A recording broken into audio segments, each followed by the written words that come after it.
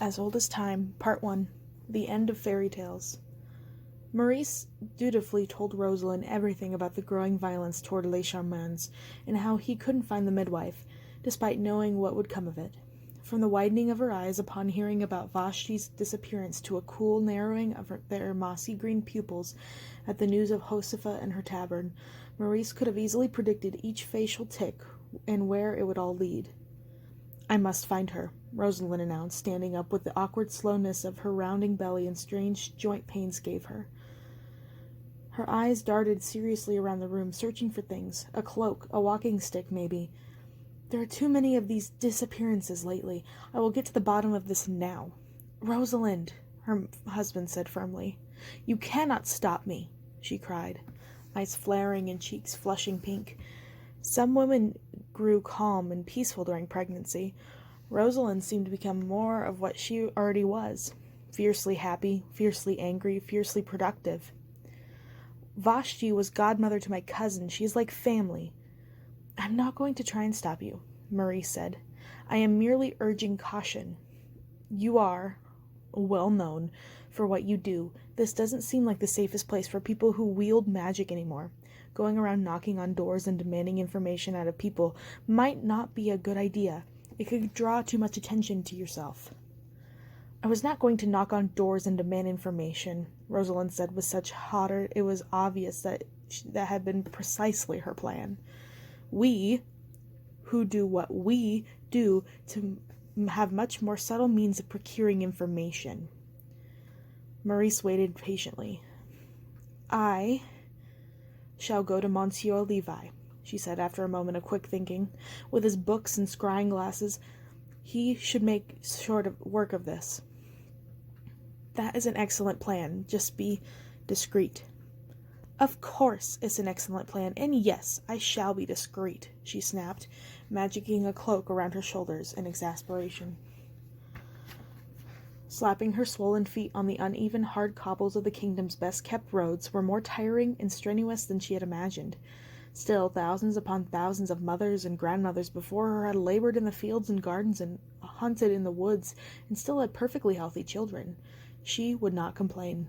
Monsieur Levi's shop did not need to be in the center of town. Those who had wanted to visit him managed to find him, even if his shop was never in the same location twice. "I don't have time for this," Rosalind said, blowing quickly out her puckered lips, trying to calm her heart. She closed her eyes, shook her head to clear the universe of silliness, then strode forward to the closest shop door. Whenever the sign had advertised outside, the interior was filled with paper and glass. Piles of books and clusters of scrolls completed for space with polished silver hand mirrors, tiny square windows sized for a doll's house, and bowls like small stone ponds with perfectly still water. Water that stayed still, despite the door slamming and bell jingling at Rosalind's dramatic entrance. "Rosalind," the shopkeeper said with a twinkle in his eye as he turned to greet her. He had been polishing a lens and continued to do so, breathing on it to fog the surface. The man was thin and probably ancient, but didn't look a day over 70. Scruffy hair grew around his pate and off the end of his pointy chin. "How are things?" Despite the urgency of her quest, Rosalind was distracted by the state of his place. "Monsieur Levi, what is going on here? Are you closing?" "Well, the way things are headed, I'd rather disappear myself before someone else disappears me. It's time for me and the old girl," he looked around the shop lovingly, "to pick up and move on." "No, no," Rosalind said. "Things aren't so bad." "Are they?" she added, less sure. "Bad enough," Levi said bleakly. "They just shut down the midnight market. Everyone is worried about the safety and pogroms. Florent was found on a doorstep, black and blue and beaten to within an inch of his life, and I believe the only reason my shop has escaped the rocks and arson other places have endured is because of our tendency to move." Rosalind let this news sink in and churn through her recently sluggish mind. "Stay and fight, then. We can change it before it gets worse." Levi gave a dry chuckle. "Spoken like a beautiful, spirited young lady who will change the world one day or another. My dear, I am old." He leaned forward on his counter for emphasis. "And I have seen this sort of thing before, and I have seen it happen again. and I do not know if I shall survive the times after next. But while there is life, there is hope, and with life and hope go I and the books. They will no doubt be trying to burn soon. Hopefully we'll find some place where the nasty fever everyone is talking about hasn't reached yet. I don't know if I could survive an illness like that in this age." "Oh, you'll live forever," Rosalind said with a dismissive wave and a smile. "But where else in Europe have you experienced this sort of thing before? Are there other places where magic is still strong?" "You don't need to be a witch to have them hate you," he said lightly. "Now, how may I help you? I just got in an absolutely delicious stack of not strictly accurate historical fictions about the late Republic. Roman, that is. Far from serious, but good for a cozy evening in front of the fire. What do you say?" "I'm afraid I'm not in here for books this time," Rosalind said sadly, looking around at the luscious stacks.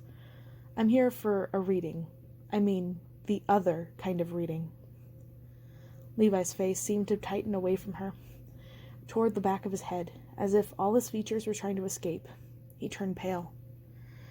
"Things must be dire indeed if the great Rosalind comes for me for such a thing." "Vashti is missing," Rosalind said, unconsciously putting a hand on her belly. "I wanted her for a midwife.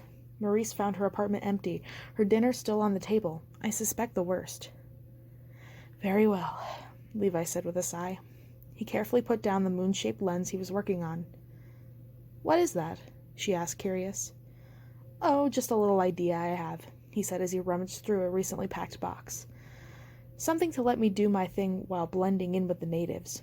Ah, this will do." He pulled out a silver hand mirror, the sort a gentleman might own, with a not very ornate handle and simple bold lines around the reflecting surface. "Here, you hold it and ask. You knew her better. She was not much of a reader, the usual kind of reader."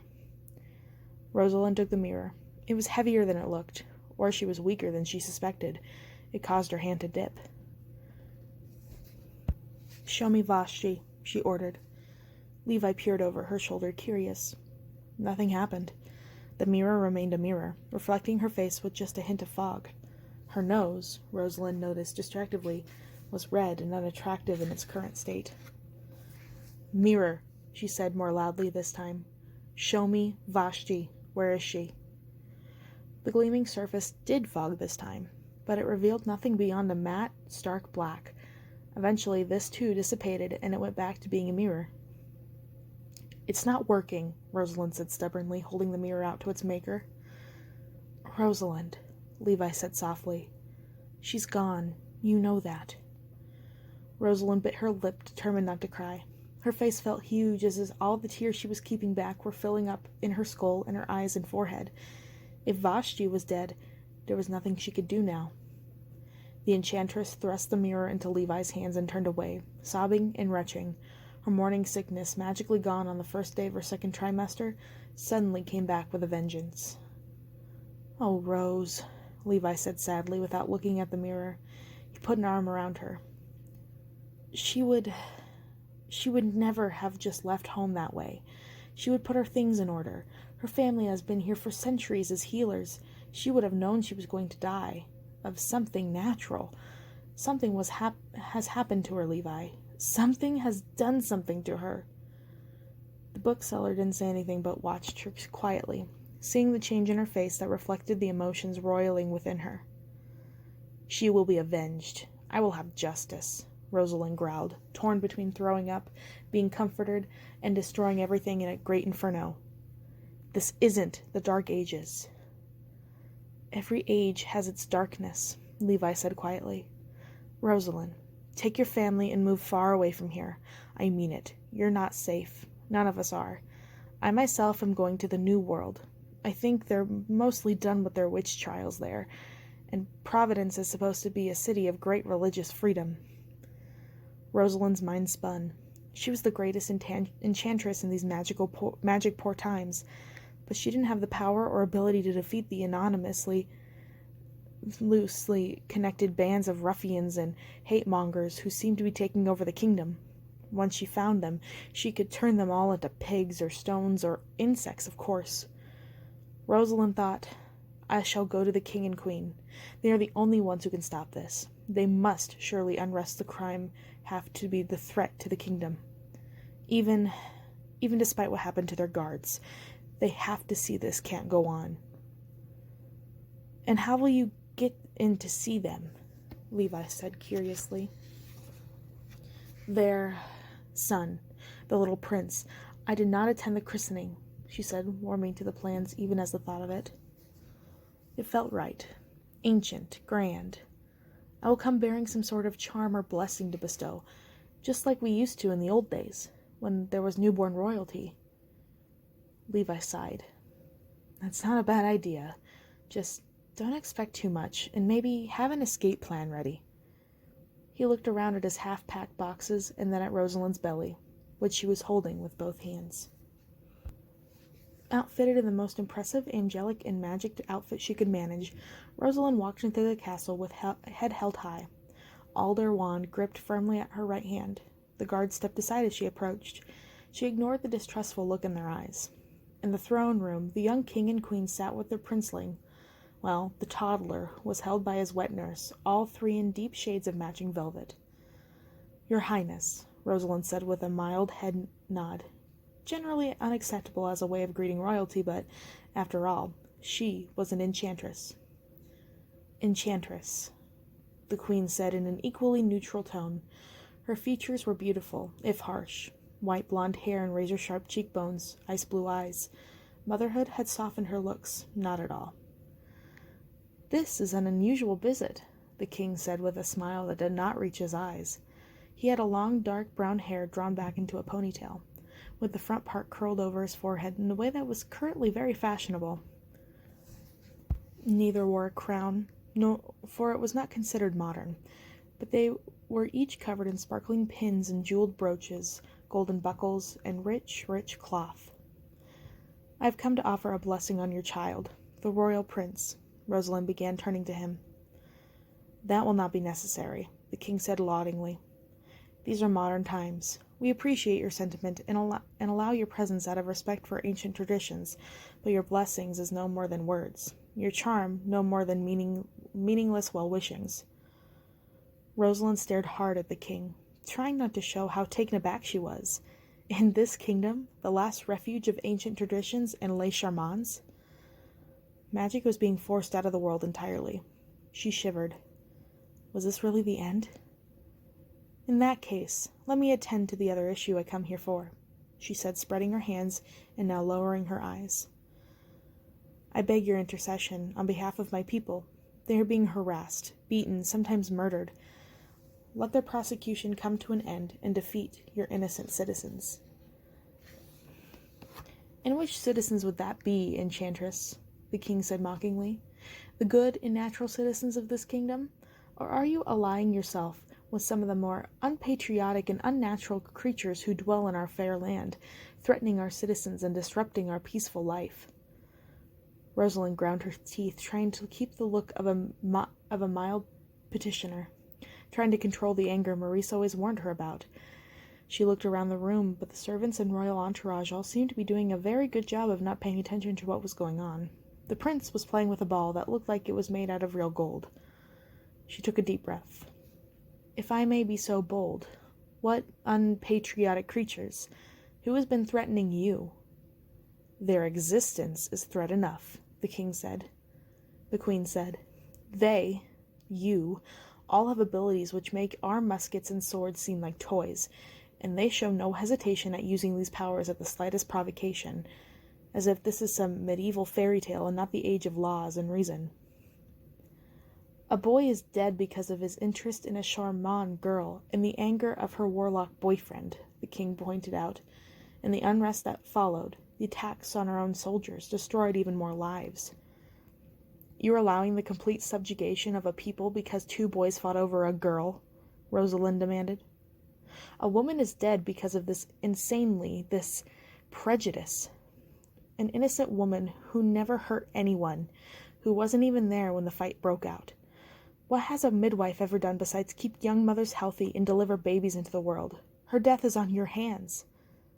The king shrugged. I have no idea what you're talking about. Such things do not concern us. We have other, more important affairs to attend to. The business of running a kingdom, business of the state, the reemergence of what looks very much like the plague in countries far too close to us. We need to consider shutting down our borders.